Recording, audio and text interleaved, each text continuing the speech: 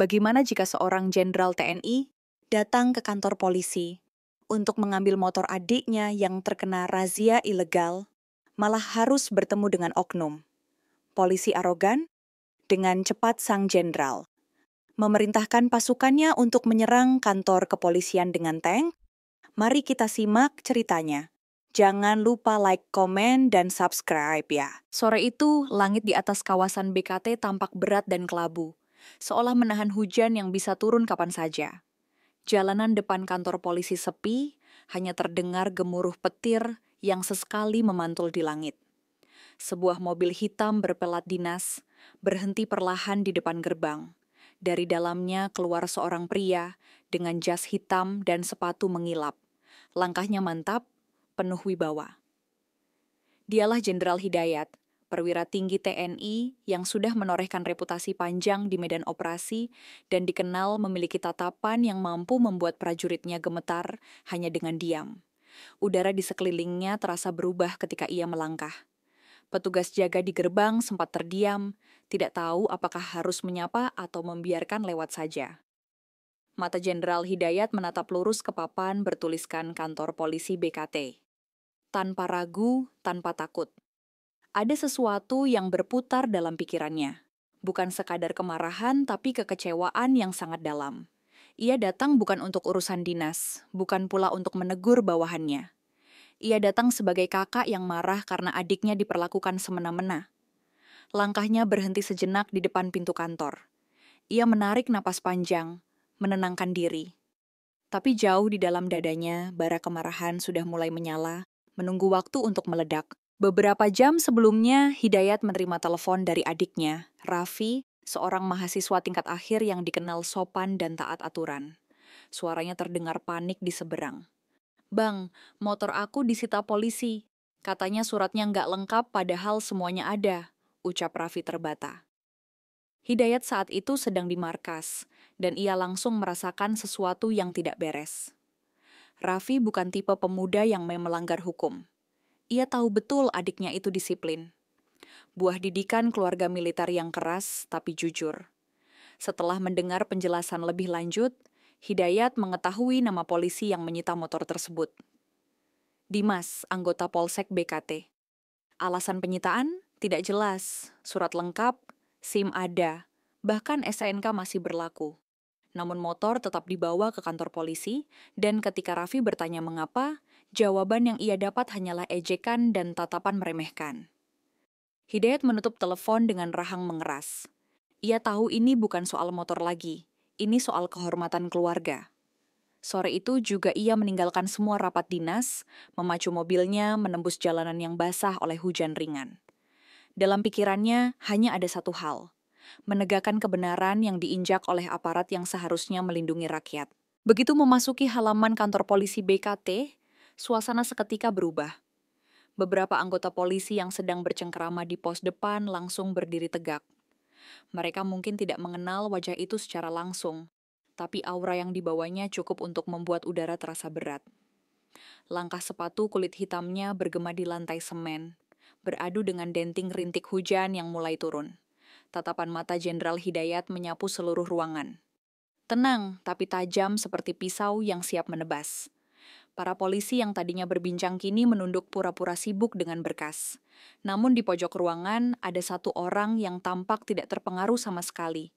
Seorang pria muda berseragam polisi duduk santai di kursi pelayanan sambil memainkan pulpen dan mengetuk meja dengan ritme malas. Dialah Dimas, orang yang selama ini membuat kekacauan kecil yang akhirnya sampai ke telinga sang jenderal.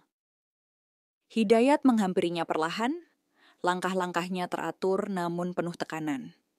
Setiap orang di ruangan itu menahan napas, menunggu apa yang akan terjadi.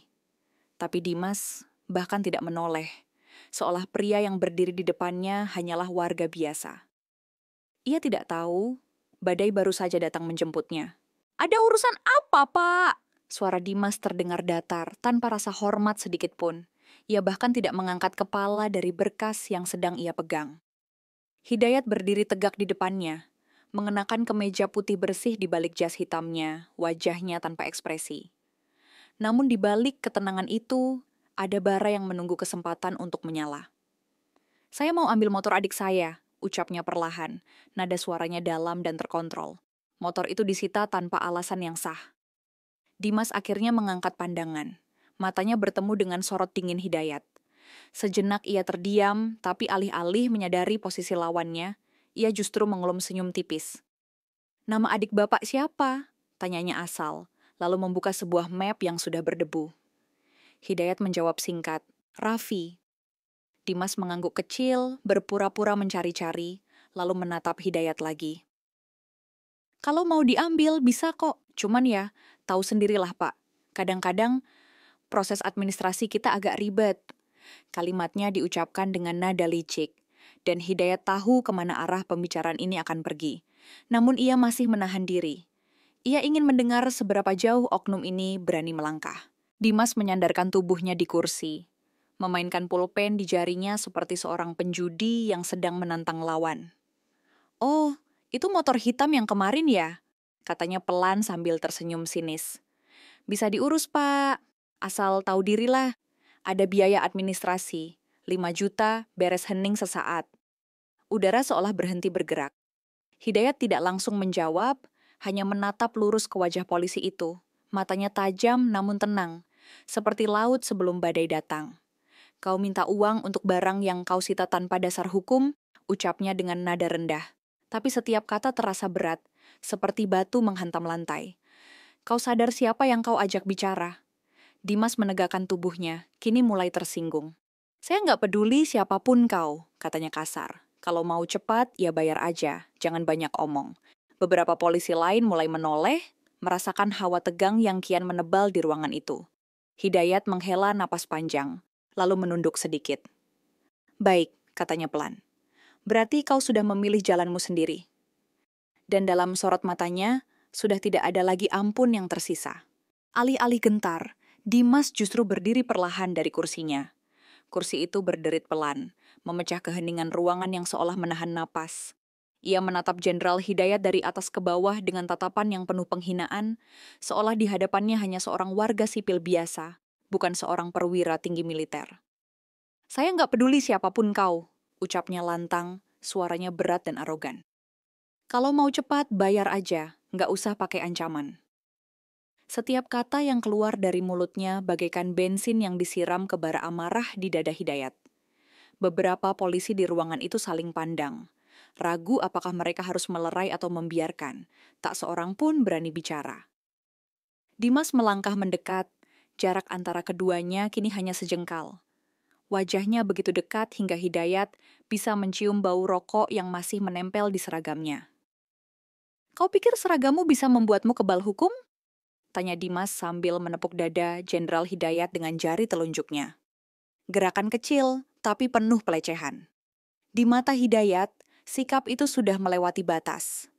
Namun ia tetap diam, rahangnya mengeras, matanya menatap lurus tanpa berkedip. Ruangan itu kini bagaikan bom waktu. Tinggal menunggu detik berikutnya untuk meledak. Dan ledakan itu benar-benar datang. Dalam sekejap, ruangan menjadi hening. Tak ada suara, tak ada gerakan, hanya ketegangan pekat yang menggantung di udara. Dimas berdiri di depan Hidayat, napasnya terdengar berat. Hidayat memandanginya lama, seperti sedang menilai makhluk di depannya. Bukan lawan, tapi penghinaan yang menjelma jadi manusia. Ia menarik napas perlahan, mencoba menguasai diri. Namun sebelum satu kata pun terucap, tiba-tiba berag. Sebuah tinju keras melayang menghantam wajahnya. Kepala Hidayat terpelintir ke samping, darah langsung menetes dari bibirnya. Suara hantaman itu menggema di seluruh ruangan, membuat para polisi yang ada di sana membeku di tempat. Salah satu dari mereka refleks melangkah maju, tapi segera mundur lagi ketika Dimas menatap tajam. "Begitu aja udah diam?" ejek Dimas. Namun yang ia lihat bukan ketakutan di wajah Hidayat, melainkan sesuatu yang lebih mengerikan, ketenangan yang berbahaya. Jenderal itu tidak berteriak, tidak membalas, hanya menatap. Diamnya bukan tanda kalah, tapi tanda badai yang akan segera datang. Beberapa polisi lain yang menyaksikan kejadian itu mulai gelisah. Seorang bintara muda berbisik lirih. "Dia itu siapa sih?" Tapi rekan di sebelahnya hanya menggeleng cepat. Takut suaranya terdengar. Tak satu pun berani mendekat. Dimas berdiri dengan dada membusung, merasa menang. Sementara Hidayat masih diam di tempat, satu tangannya mengusap darah di sudut bibir. Perlahan ia menunduk, menarik napas panjang, lalu mengangkat kepalanya. Tatapan matanya kini bukan lagi sekadar tajam, tapi mematikan. Sorot matanya membuat udara di ruangan seolah mengeras. Semua orang yang melihatnya tahu sesuatu yang besar akan terjadi. Selesai sudah permainanmu, bisik Hidayat pelan, hampir tak terdengar. Dimas masih belum menyadari bahaya yang menghampiri. Ia tertawa pendek.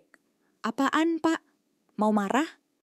Nih kantor polisi, bukan markas TNI. Tapi tawa itu mendadak terhenti ketika ia melihat perubahan ekspresi di wajah lawannya. Tidak ada lagi raut manusia biasa di sana. Hanya dingin, disiplin, dan amarah yang terkendali dengan sempurna.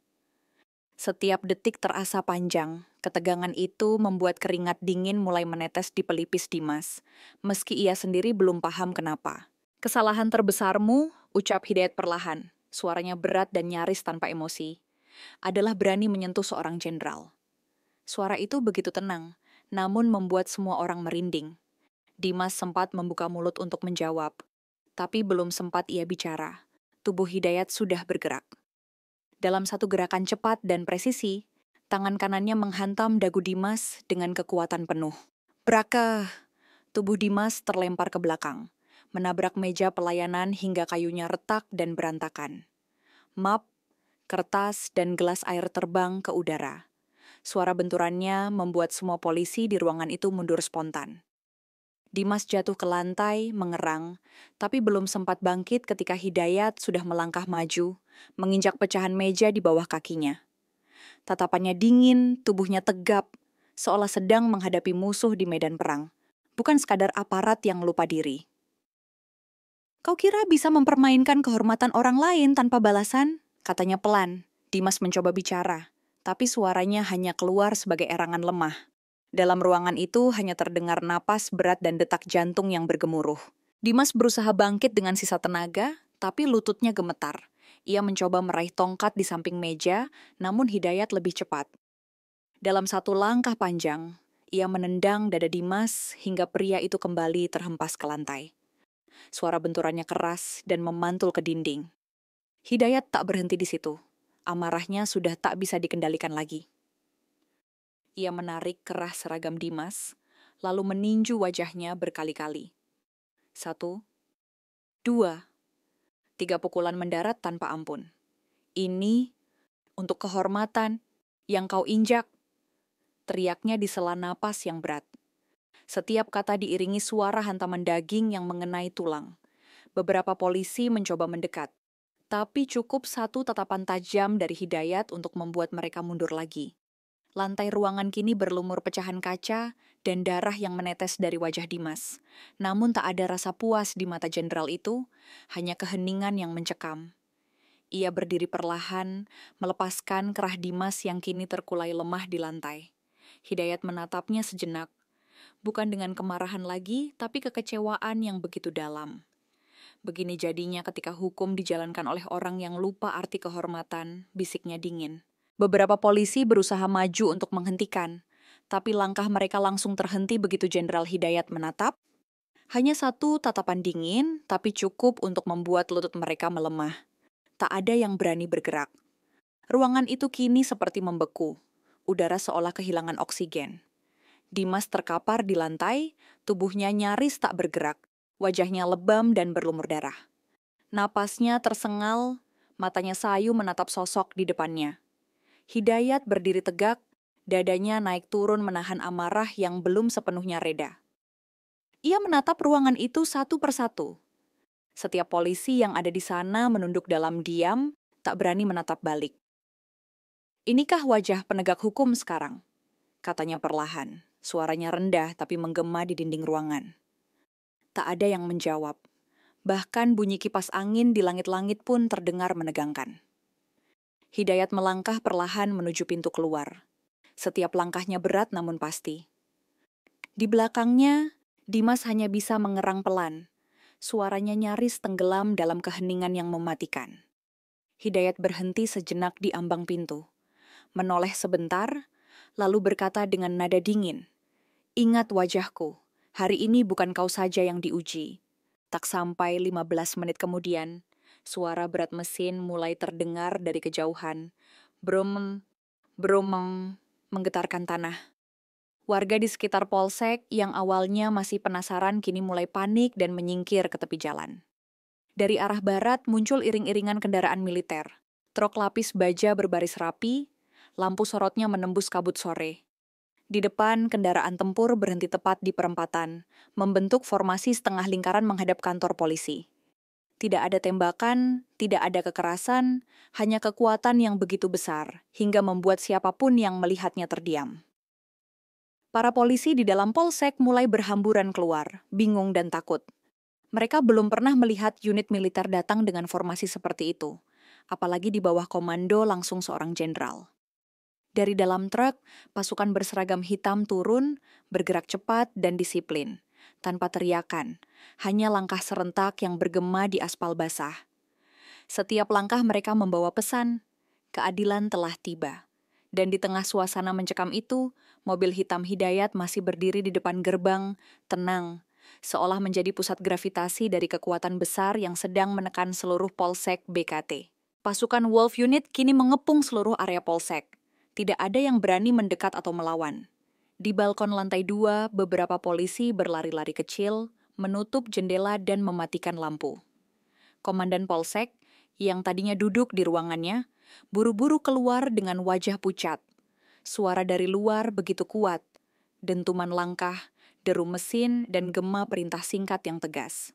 Tank yang berhenti di depan gerbang menyalakan lampu sorot besar, menyorot logo polsek hingga seluruh dinding tampak putih terang. Semua mata tertuju pada Jenderal Hidayat yang kini berdiri di depan barisan pasukannya. Ia tidak berteriak, tidak marah, hanya diam dengan tangan di belakang punggung. Tapi dari tatapannya saja semua orang tahu.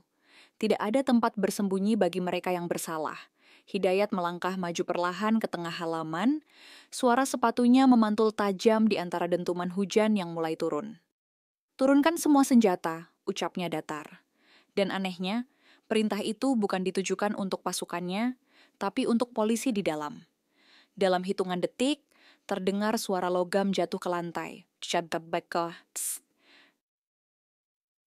Tanda kepatuhan mutlak. Dari tengah lapangan yang kini digenangi air hujan, Jenderal Hidayat berdiri tegak. Seragamnya basah, rambutnya menetes, tapi tatapannya tak berubah. Dingin, tegas, dan penuh wibawa. Di hadapannya, puluhan polisi berlutut dengan kepala tertunduk. Tidak ada satupun yang berani menatap langsung ke arahnya. Lampu sorot kendaraan tempur memantulkan cahaya putih ke wajahnya, menciptakan siluet yang mengintimidasi. Ia menghela napas panjang, lalu berbicara dengan suara rendah tapi menggema di seluruh area. "Kalian bukan musuhku, tapi hari ini kalian melihat sendiri apa yang terjadi ketika hukum dijadikan permainan." Semua orang diam.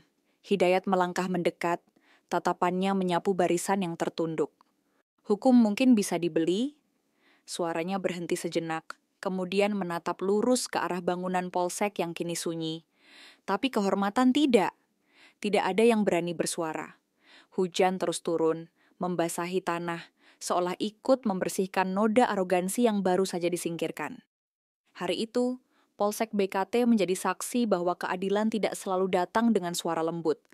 Kadang ia datang dalam diam, membawa ketegasan seorang prajurit yang menolak tunduk pada kebusukan. "Letnan Reza?" Reza berjalan pelan menuju sisi pasar yang paling ujung, tempat si nenek renta masih duduk bersandar pada tiang. Dagangannya hancur berantakan. Pisang yang tadi dikumpulkannya tersebar di lantai, penuh debu dan noda. Ia tetap di sana, memandangi semuanya dengan mata yang mulai berair, tak tahu harus bersyukur atau takut lagi. Reza berjongkok di depannya, memungut beberapa pisang yang masih utuh, lalu menaruhnya ke dalam ember yang sudah terbalik. Ia tak berkata apa-apa. Nenek itu menatap wajahnya dengan pandangan bingung, seakan bertanya, "Benarkah ini semua berakhir?" Perlahan, ia mengulurkan tangan, meremas tangan sang petugas dengan lemah. Suaranya bergetar saat berkata, "Akhirnya, Tuhan kirim juga malaikat berseragam." Reza mengangguk pelan.